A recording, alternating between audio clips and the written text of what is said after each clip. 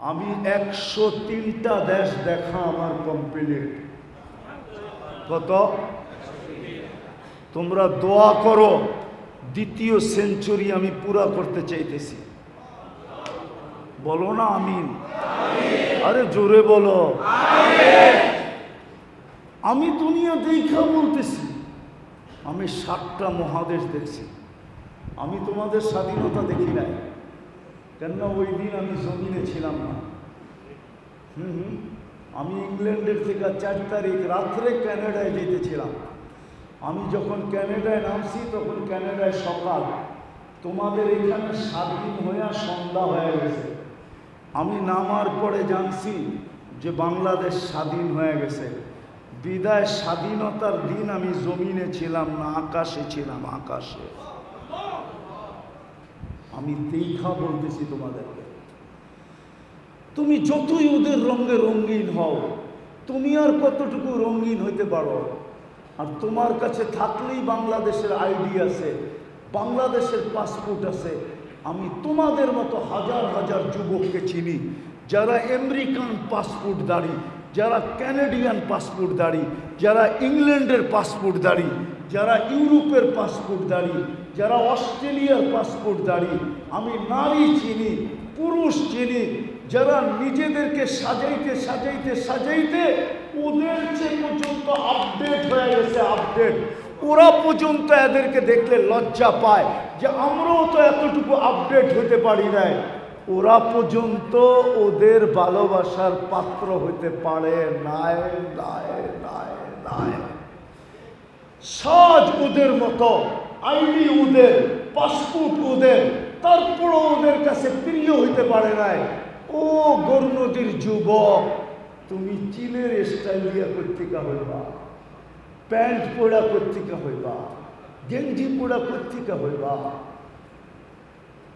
ওদের সাথে সজ্জিত হয়ে কর্তিকা হইবা।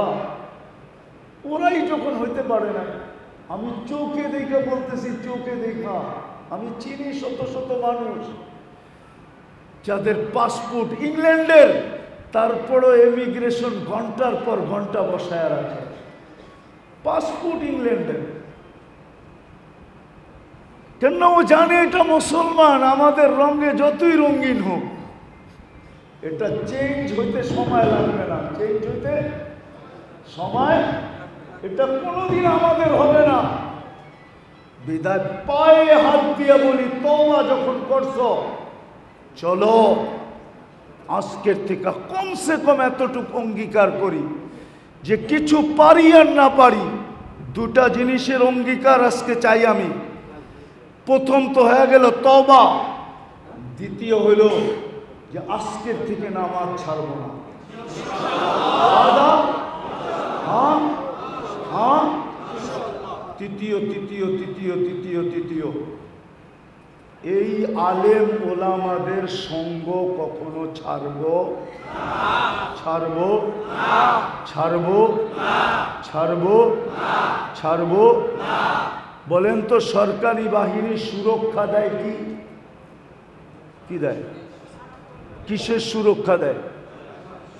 হ্যাঁ বলেন না, জানেন না সরকারি বাহিনী কিসের সুরক্ষা দেয়? সরকারি যতগুলো বাহিনী আছে, এই লাল সবুজের পরিধির সুরক্ষা দেয়। কেউ ভিতরগত সুরক্ষা, কেউ সীমান্তের সুরক্ষা, কেউ সার্বভৌমত্বের সুরক্ষা। ঠিক না? ওদের দায় দায়িত্ব উঠায় কে? হ্যাঁ, আরে বলেন না, আমরা দেশের সুরক্ষা দেয় বিদায় দেশের জাতি তাদের দায়ভার দায় দায়িত্ব গ্রহণ করে কে? দেশের জনগণ। ঠিক না? কেন? ওরা আমাদেরকে কি দেয়? সুরক্ষা দেয়। ঠিক না? এই জন্য আমরা ওদের সব দায় দায়িত্ব গ্রহণ করি। ঠিক না? হ্যাঁ হ্যাঁ। ওরা আমাদেরকে সুরক্ষা দিতেছে এই দুনিয়ায়। গৌরনদীর মানুষ, এই ইমাম আলেম ওলামা আমাদেরকে সুরক্ষা দিবে কিয়ামতের মাঠে। কেননা এরাও বাহিনী, দেশের সব বাহিনী লালপুর সবুজের পরিধিটাকে, সার্বভৌমত্বকে সুরক্ষা দেয়। আর আলেম ওলামারা আল্লাহ আল্লাহর রসুলের দ্বীনের সুরক্ষা দেয়। আমি দেখাইতেছি 5 ভাবে 4 ভাবে সুরক্ষা দেয়। কারীরা অক্ষরের সুরক্ষা দেয়, কেউ যেন কোরআন হাদিসের একটা অক্ষরের উচ্চারণ কখনো ভুল না করতে পারে। কারীরা এটার কি দেয়? এটার হাফেজরা অক্ষরের সুরক্ষা দেয়, কেউ যেন কোরআন হাদিসের একটা অক্ষর উল্টা পাল্টা না করতে পারে। আলেম উলামা অর্থ, মানি, মতলব, তফসিরের সুরক্ষা দেয়। তৃতীয় বাহিনী, কেউ যেন কোরআনের মন মতো তফসির, নিজের মন মতো তফসির না করতে পারে, নিজের মন মতো ব্যাখ্যা না দিতে পারে, নিজের মন মতো তর্জমা না করতে পারে। আলেমরা 24 ঘন্টা পাহারা দিতেছে। যখনই ভুল করে ওইখানে আলেমরা চাইপা ধরে। আর চতুর্থ আরেকটা বাহিনী, যারা প্রত্যেকটা মানুষকে কোরআন হাদিসের আদলে তৈরি করতে চান, কোরআন হাদিসের রূপে রূপান্তরিত করতে চান। তারা হলেন হক্কানি আল্লাহওয়ালা, যারা কোরআন হাদিসের হাকিকতকে, বাস্তব রূপকে মানুষের ভিতরে রূপান্তরিত করতে চান। এরা হলো হক্কানি আল্লাহওয়ালারা। এই 4 বাহিনী আল্লাহর পক্ষ থেকে নির্বাচিত। আপনার এদের দায় দায়িত্ব নিতে হবে না, এদের দায় দায়িত্ব তো আল্লাহই নিছেন। আপনাকে আমাকে শুধু এদের সঙ্গে সঙ্গে থাকতে হবে। পারবেন? হ্যাঁ, পারবেন? আলেম ওলামা আইম্মাদের সঙ্গে থাকতে পারবেন? কে কে পারবেন? পাক্কা মনের থিকা? আল্লাহ আমল করার তৌফিক দান করুক।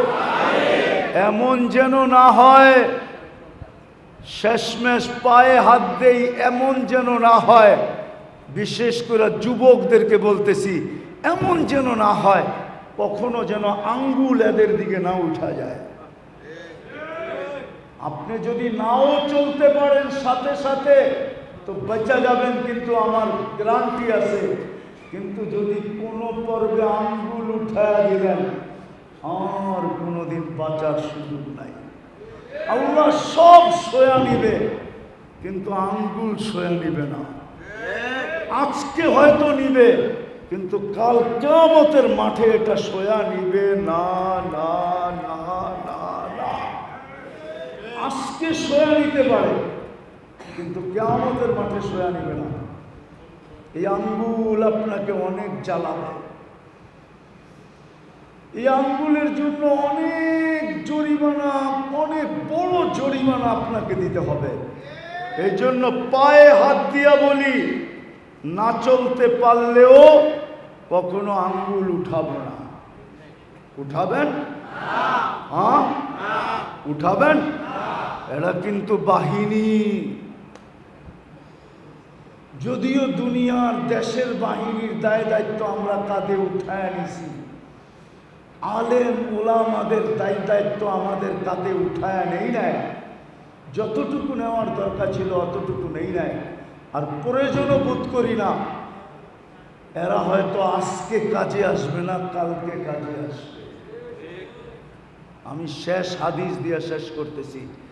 আশ-শুফাহাউ সালাস, কিয়ামতের দিন 3 ব্যক্তি সুপারিশের অধিকার পাবে। তার ভিতরে এক হইলেন আলেম, আলেম, আলেম। প্রথম নবীরা, তারপরে ওলামারা। ওলামা ওই দিন আপনার আমার জন্য সুপারিশ করবে। আল্লাহর ঘোষণা, আলেমরা যখন সুপারিশ করবে আর বেকা হয়ে বসবে, জান্নাতে যাব না, তা আল্লাহ ঘোষণা দিবে, যে যাকে নিতে চায় লয়া যাও। এই জন্য প্রত্যেক হাফেজ 10 জন নিবে, আর প্রত্যেক হক্কানি আলেম 400 জনকে নিবে। আমি হিসাব করে দেখছি আমাকে বাংলাদেশের কোটা হাফেজদেরকে দিয়া পুরা হয়ে যাবে। আলেমদের কোটা পুরা করতে হলে ডাইনে বামের থেকে আইনা পুরা করতে হবে। বাংলাদেশের মানুষের কোটা হাফেজ দিয়া পুরা হয়ে যাবে। এই জন্য এদের উপরে আঙ্গুল উঠাবো না, না, না, না, না। সত্য তো? পাক্কা? হ্যাঁ? তাইলে যদি আল্লাহ যে অঙ্গীকারগুলা করলাম যদি বাস্তবায়ন করতে পারি, তাহলে মনে হয় আল্লাহ আমাদের দিকে রহমতের দৃষ্টিতে তাকাবেন। কাল সকালেই শুনতে পারি যে সুসংবাদ চলে আসছে, ফিলিস্তিন স্বাধীন হয়ে গেছে। অন্যথায় আমরা চিৎকার দিতে থাকবো, কিচ্ছু হবে না। আমার কাছে প্রমাণ আছে, প্রমাণ। গরনদীর মানুষ, আমার কাছে প্রমাণ আছে, চিৎকার কিচ্ছু হবে না। ইহুদিদের কিতাবে এখনো লেখা আছে। আপনি জানেন না আপনার মসজিদের 5 ওয়াক্ত নামাজ স্যাটেলাইটে বৈশা ইসরায়েল থেকে দেখা হয়। দুনিয়ার মুসলমানদের যত লক্ষ মসজিদ আছে সমস্ত মসজিদের চিত্র, যে মুসল্লির সংখ্যা কতটুকু বাড়তেছে কতটুকু কমতেছে, ইসরায়েল থেকে 24 ঘন্টা মনিটরিং করা হইতেছে। বিশ্বাস হয় না? না না না না, হবে কোত্থেকে?